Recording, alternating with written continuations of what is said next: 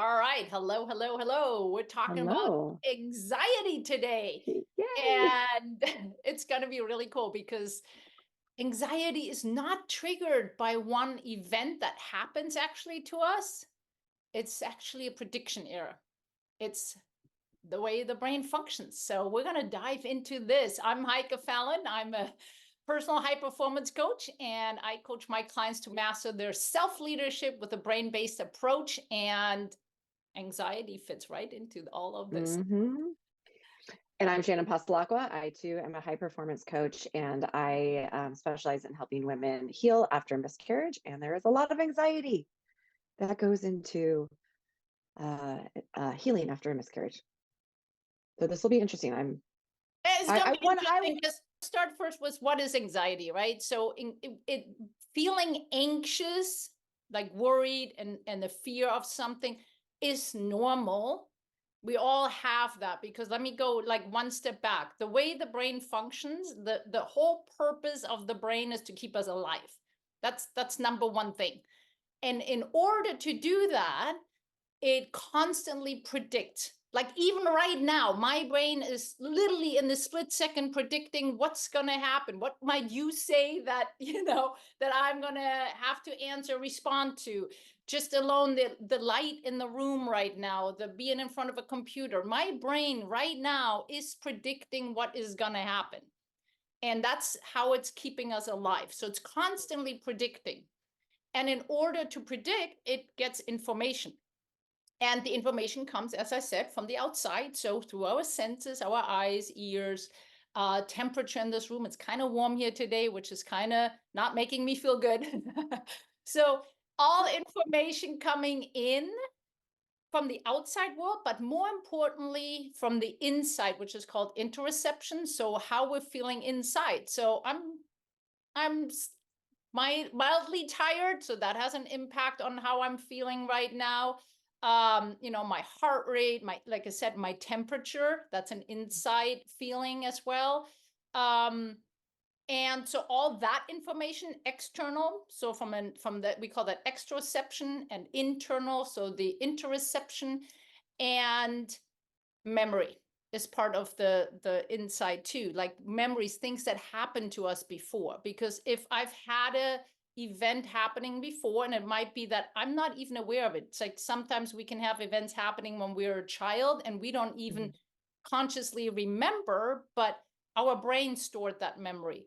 So in a absolute fast, crazy speed, the brain puts all that information together and predicts. And when the prediction is like, oh, I'm safe here, I'm talking to my friend Shannon, it's a good conversation, things are good, I know you, we've had lots of conversations, so my prediction is this is going to be a fun conversation. Versus, and then it gets in the moment, the way we respond, I get validated, and so there's feedback, and so I'm getting actually my prediction being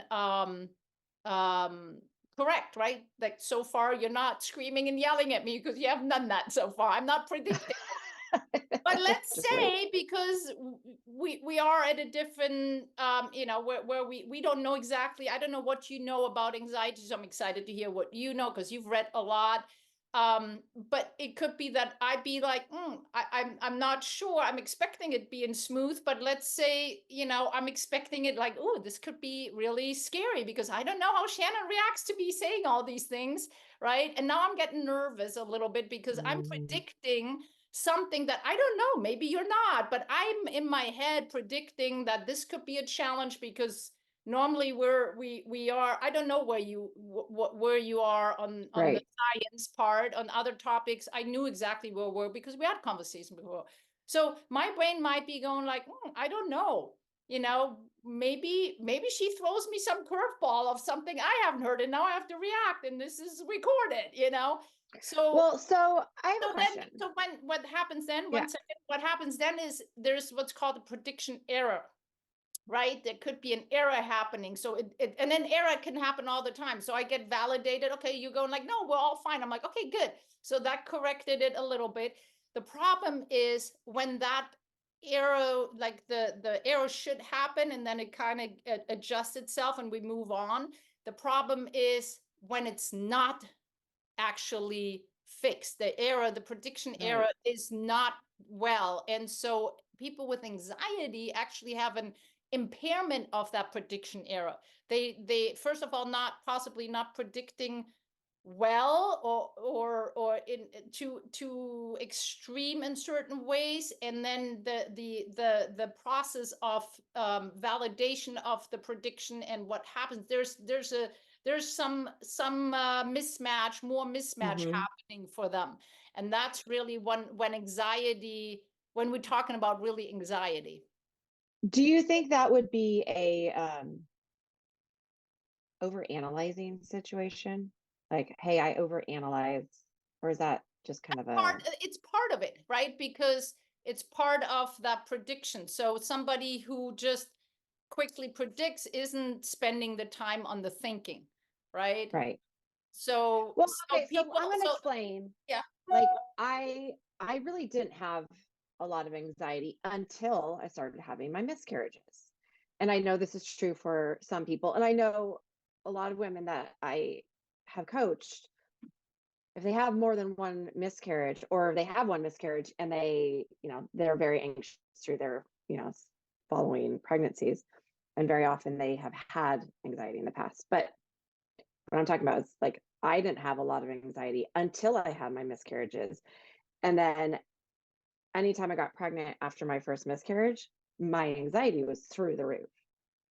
So so yes. So what happens is all this, and we've talked in other episodes about it, it's really your body budgeting, like your energy budgeting. And so when you have events happening, your energy production might be interrupted or compromised, which we talked about mitochondria before, right? So those structures that are small structures that are in every, like pretty much in every cell, a lot of cells, let's say it that way, that are in charge of energy production. And if that is part of our interoception, so things can be off due to that, which alone hormone changes, right? Yeah. Can produce, like hormone changes, lower estrogen level as going through some premenopause, menopause stuff, but even for guys too, not just women. So any changes there. So estrogen levels have an impact on mitochondria, and so that's on the health of, like, or the because they constantly die and rebuild and stuff, and that's another, we're not going to go into that too much. No, We we will. well, I talked in other episodes. I did talk to a nutritionist, an interview, but fact is that these cells are one component of us being healthy and also having the information coming from within the interoception. And so just alone estrogen level can change your system, and then information might be different. So a miscarriage being a huge shift in hormones from one to Well, another, yeah. that And that's the thing is alone that I can, try to talk to my women about is it's not just the grief, and the grief is enough, but your hormones are just up and down and out of control. And so that's going to cause a lot of anxiety and emotions as well. So it's because your managing so many things. yeah, because your body budgeting system is out of whack. Yeah. Yeah. Your body budgeting system is out of whack when you're stressed. So people, or when you didn't sleep enough. So people also feel a little more anxious when they didn't sleep enough, or they under a lot of stress, that anxiety comes up more because of their body budgeting system is out of So whack. which one comes first, the chicken or the egg? Good one. That is such a good question. Which one comes first? See, that's the thing. It's sure, we're born to a, like, genetic is definitely a component as well, 100%, but not just all the way. But it's our environment and it's how we grow up. It's about things that we experience. Again, memory matters. So it's all, the interoception really matters a lot more on how we predict. And so therefore you can say what happens first is the internal information. coming to the brain because it's how it predicts. But what if it's your hormones that are messing that up? That's still from the internal. So it's not an outside event that starts it. It's your level of being able to predict is gone down. Okay. So what do we do about it? We work on our body budgeting system on our level. So there's lots of exercises we can do, a lot of strategies we can do, like we talked about in other episodes. Sleep is a big one because mitochondria rebuild and do a lot of stuff overnight. But it's not like we sleep and nothing happens. Actually, overnight during sleep, that's when the rebuild, rejuvenation, all that happens for our brain and body. And it's that cellular level, that those mini structures in there, the mitochondria, they call it also the powerhouse because they do the energy production. And if you don't get good sleep and good quality, quantity sleep, the 7 to 9 hours, regular sleep, then you are compromising that. And well, I think something else, and I always talk about it because I think it is so fundamental, is going on walks. And not just on a treadmill. The interesting sciencey part about it is when you're going on a walk and your brain, your eyes are taking in information. Your eyes are going like this when you're walking, right? It's taking in information from all over the place and it's going like this. And that's how EMDR was created. Yep. So the thing is, and that helps with trauma. So if you're going through something difficult, going on a walk, one, you're releasing energy, right? And you're getting your exercise, but also you're processing the stress. Yes, and I love that you talk about the eyes. So in the hierarchy of survival, as we call it, the eyes and the inner ear are actually higher in for survival for us than our proprioceptive system. So how we move in space. So our movement is really not that important. So I always explain it like, hey, if you broke your leg, you still function great. You know, if you all of a sudden can't you know, if you like have vertigo, you know, you're it's not the worst. that would be the extreme example of inner ear issues, right? You're not doing so good. The other thing is people that get car sick easily usually have vestibular, so the inner ear, some kind of need some work on that. But so you're okay. I mean, with you know, vertigo, you lie down, but you still can have conversation. You can still talk. You can still see what could, if something attacks you, so to speak. Yeah, as we maybe always if you say, the can move your tiger head. coming around the corner. But when you're not seeing, that is the highest threat. You're like, if you're not, unless of course, yes, somebody who is blind and learn to use other senses, yes, we can learn. But if you all of a sudden can't see, that's a huge threat if you try to go out in traffic and you can't see. Right. You know, if you're feeling a little car sick or nauseous or something like that, or with vertigo, yeah, it's difficult, but you'll make it across the street and more likely you'll be still seeing the car. If you can't see, it's very difficult. So in the hierarchy, the eyes are the most important. And so we can train the eyes because it has muscles. So when we look here and here, so different muscles move the eyes. So when you actually do eye exercises, that can help. I saw something interesting. I can't remember if I talked about this with you. I saw something interesting about playing Tetris after something traumatic. If you play Tetris for like 10 to 15 minutes after something traumatic, it helps your brain process again, because it's like the EMDR with the eye movement. It's helping your brain. Do they really know why EMDR works? Well, I don't want to go all into that. I know. Okay. I just thought that was interesting. Too, what I want to say, because I would love to give a practical tip. So one thing is too, is what actually helps too, what happens with vision too, is we have the focal vision, right? So when we're looking on one spot, and the peripheral vision, right?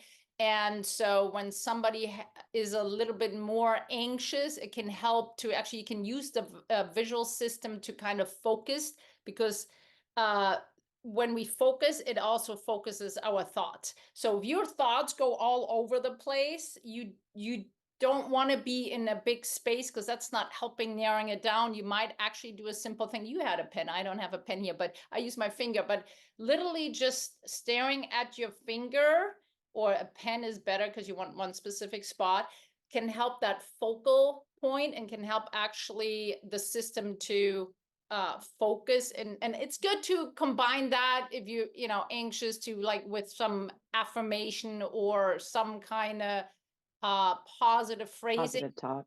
positive talk to combine. So if you know if you're super anxious, just doing that won't do it. But it can be, you know, if you do it early and you feel like your thoughts are going crazy, you can totally utilize your vision and in combination with some positive talk to kind of center yourself. And Would you use that in a anxiety attack? you would have to, yes, I have with people, but they have trained it first when they not, Right. Right. so that you can't all of a sudden, if you are in an anxiety attack. Right. Now I can't speak for it. I haven't had one where it completely, you know, where I would classify it as an attack, but I do know people and experienced them while I was with them. You can't just like start learning something new in the moment. Yeah. Yeah. Yeah. Because that's going to cause Most more of the time. anxiety. But if you train certain exercises and do different things when you're feeling okay, then doing that, because then also the brain remembers at that moment, oh yeah, I've done that when I felt great. And the brain remembers, not just, it's not just the exercise, but the brain will remember too. I did this exercise, you know, I would recommend those people do it. Yeah. You know, if you love the beach, do it at the beach. And actually, while you're doing the exercise, Oh, also take in how you feel in that moment. Because at the end of the day, when we are in anxiety attack, things are like what happens, all the internal information is out of whack. It's like your heart rate is super high and fast, and things are, you know, you can feel that, right? mhm. And if you train certain exercise, like the, let's say this pencil push-up, we call it, or it's just a gaze if you hold it. But if you do that, let's say on the beach where it's your favorite spot, and you in the moment really take in all the sensation of that moment, you save that as a memory. And if you do that then in an attack, then the brain will, and you visualize you sitting on the beach, the waves, and you know the whole thing, and you Right. visualize in that moment while you're doing this and all that, you can actually calm your system down. But as is anything, it's practice. You gotta you gotta work on it. But that's how Yeah. you overlap what happens, because at the end of the day you want to change the input to the brain in that moment. And so goal is usually also learn a little bit more understanding the different signals that come from inside, because oftentimes we just chunk certain feeling altogether in anxiety, or we Mhm. label it Mhm. anxiety right away. And people that don't even have true anxiety attacks call it already anxiety when they not, you know, yes, you Right. might be a little feeling a little anxious, but that doesn't mean you have anxiety disorder. You know, Right. Right. that's when you're really, anxiety disorder is really when you're impaired to do something. Right. And lots of people label themselves already in a way that then we don't have enough differentiation between different feelings. So it's very important to know I'm like, okay, checking in, I'm like, how am I really feeling, and why is this happening right now? You know, is it because, you know, I'm tired right now, or is it Mhm. really because of all the overthinking? Why am I all overthinking that? And then Mhm. sometimes doing, for example, breathing drills are good drills too for calming the nervous system down, Mhm. to just, or as we talked before too, take yourself out of the environment you're in and do something. Great is movement. That's why walks are great too, because once you get into another different, like we always say, change your physical state will change your Yes. mental state. So if you go outside, walk, move, do something very different, or just even not being in that room you're in, but actually just Yeah. Yeah. A change different the place. scenery. Even if you can't Yeah. go outside, change the scenery. Yeah.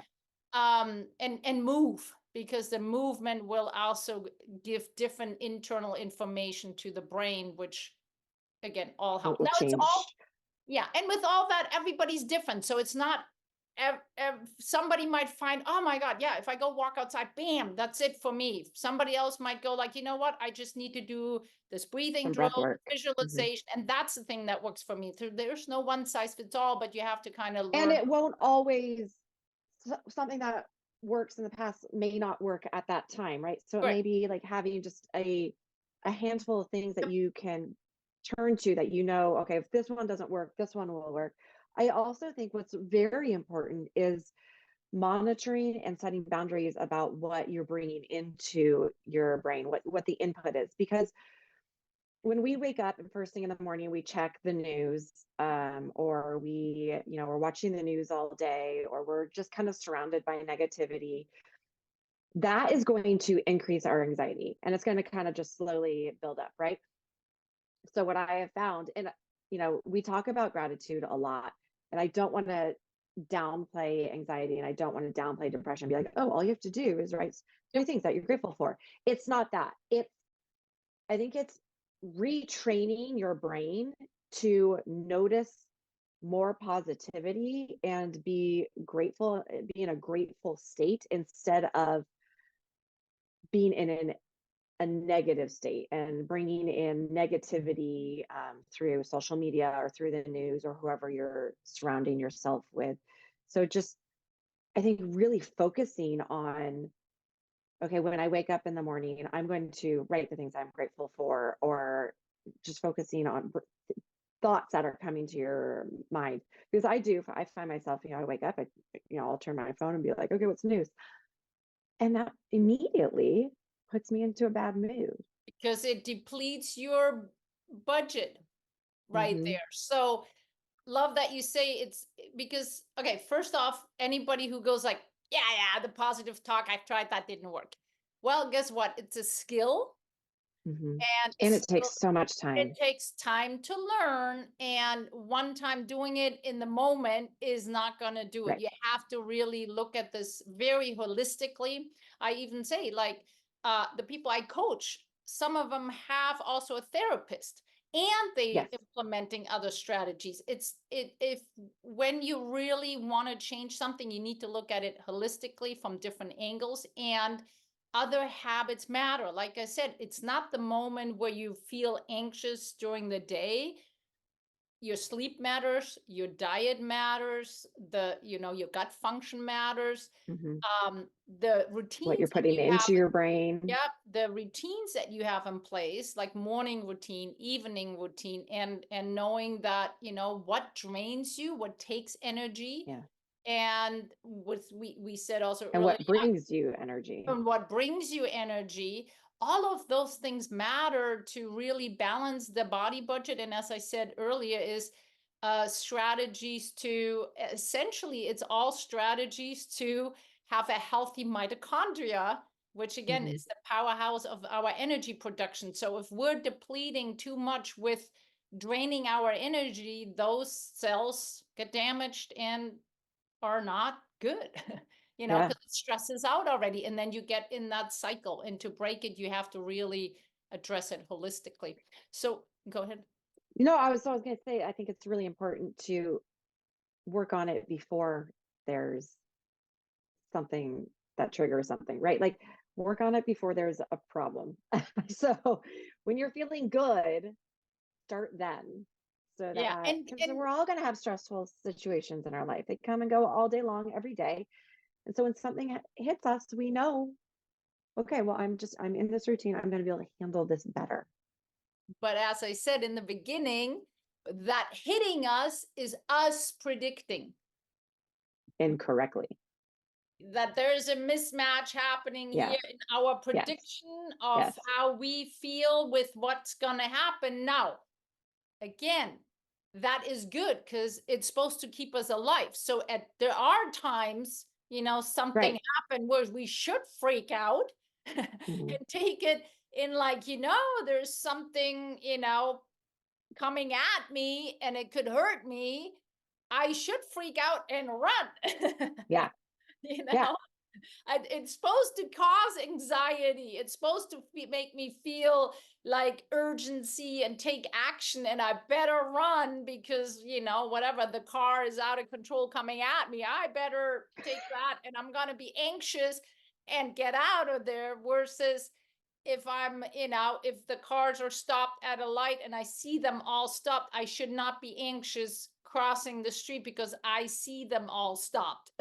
Right? It's the question is it at the moment to really realize, what is my prediction here? What is really going on? To practice that too, when you start feeling, a little bit that uncertainty and that unsettled, Hmm. to go like, what am I really afraid of here? What is that really true? Yeah. Is that really what is really the likelihood, right, of the cars all of a sudden starting and driving, even though they all stopped at the red light and I can cross? What is really, the Yeah. likelihood? And you can work a little bit on a cognitive angle there as well. But also oftentimes if you in that moment calm the nervous system down again with breathing exercises, Breathing. activating the vagus nerve. There's lots of humming, gargling, rubbing the ears, lots of strategies to activate the vagus nerve, which calms the nervous system down. And when we're not in that fight and flight mode, we can also think better. So Hmm. it's a good thing to calm the nervous system down. So that's why, yeah, lots of those exercises can help. Well, I also think when you know something stressful is going to be coming, preparing yourself. And so like last week we knew we were going to be dealing with something stressful, and I prepared myself, and I did my workouts. I made sure I slept well. I made sure I ate healthy. I journaled, and I did a lot of breath work. And honestly, when the situation came, I was fine. Yeah, exactly. But that's because Exactly. I knew beforehand what to do. So I think it's But so you were already working on what do I do when I'm predicting the worst? hmm So how can hmm I deal with it? So you already went ahead and did some work on that. So that's awesome. yeah, yeah, And yes, that helps. So really, and again, it takes it not sometimes it works out, sometimes it doesn't. It's a skill. It's all yeah. about learning that and creating that awareness. And again, also, um, and that's what we do in coaching, exactly what you hmm did, right? We help our clients with exactly that. How can we prep? How can we have more awareness? hmm What perspectives do I need maybe to prepare really well, right? That's what a coach Yeah. does. It helps you see other perspectives. But it's also, um in general, understanding that you can change the situation, and you need to just really also identify and be a little more, um fine tuning the feelings. Just heart rate up can't just always, it's just one big Self-awareness. pile, right? So the heart rate can be up because you're running. The heart rate can be up, because you're exercising, is a different feeling hmm than, if you're anxious about something coming up versus, so there's a subtle differences, and to learn and feel what the differences are so you get better at it, is definitely a component. Yeah.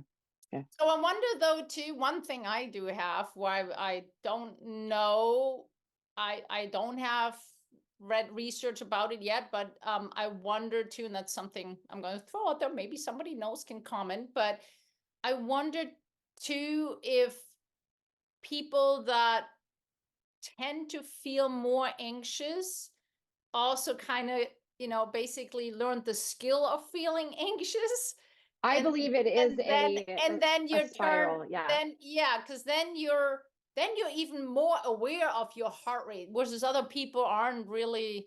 Oh, I don't know. Well, I do believe that your brain gets trained, and I yeah, think there are it's like training your brain to notice the positive things and be grateful. You can also train your brain to be anxious. yeah. So that's why Um, I do know that, but I haven't read a okay. specific research study for anxiety on this. But theoretically, we can also overly train, be an overly sensitive, Oh, yeah. to So then that, you're anxious about being anxious. and then you're anxious about being anxious. Yeah, I get that. Because I've done that with back then when I really I do struggled it. with my sleep. I was And starting then to you can't sleep. I was getting anxious about not sleeping, and then I wasn't sleeping. So That's what I'm talking about, over analyzing situations. yeah, so you So can't. like I'm an over analyzer and I overanalyze situations, and then I do the same thing. Oh my God, I'm not gonna be able to sleep tonight. And I Yeah, need to get sleep. And it's really important that tonight I get sleep because I have this tomorrow and then I don't sleep. exactly. So that, I mean, but that's what we do, right? As coaches, we help, and I have strategies now how to deal with that, and I teach and coach my clients in those Right. strategies. But I have not read a specific study for anxiety, but I'm assuming and translating over right now that that is similar, that we can be getting overly sensitive, Yeah. and then everything, as soon as the heart rate goes slightly up, goes bam, Oh my God. Yeah. yeah. so What am I so feeling? yeah, what am I feeling? So yeah, That's so interesting. I hope this was super informative for Yeah. I mean, I think it just comes down to, again, learning what works for your body and what works for you, and trying so many different tools, because there are so many different things out there that we have suggested, here on this, on other episodes, and learning what works for you. And I mean, if you can't remember them all, because there are a lot, write them down. And if you're feeling anxious, you can look at them and be like, okay, let me try this. I'm going to go gargle, but or no. I'm going to hum. Yeah, and I think no, you humming is can great. change. The biggest thing is start with the mindset you can. Yeah. You can manage and change the input and how you respond, and how you predict and how you respond to situation. That's You can train that. It is like a sport that you train. It does take Yeah. time, it's a It's a skill, muscle. but the cool part is we can. You're not Yeah. stuck with it. That's number one thing. So the mindset needs to be definitely in, like, there is possibility to change, because our brain has plasticity and we can Yeah. change, and we know that now. So that is really the biggest thing to do. So yeah, watch any Love other. it. Yeah, we're gonna link probably the I do think the morning routine is a key one. Hmm. uh And to sleep. start sleep. Yep, those are good ones to watch as far as strategies on that. um to manage, you know just you need to manage everything, like sleep, stress, time. Eating. It's Just go holistic. watch all of our best. Watch them all. It's a holistic approach, and but you can change, and that's really important to know. So fantastic. That was a fun thing. Like, Yeah. you didn't scream and yell at me, which I didn't expect. I do tend to scream and yell. No. Not at you. Until next time, I hope this was very valuable, and we'll see you in the next I'll see episode. you later. Bye. Bye.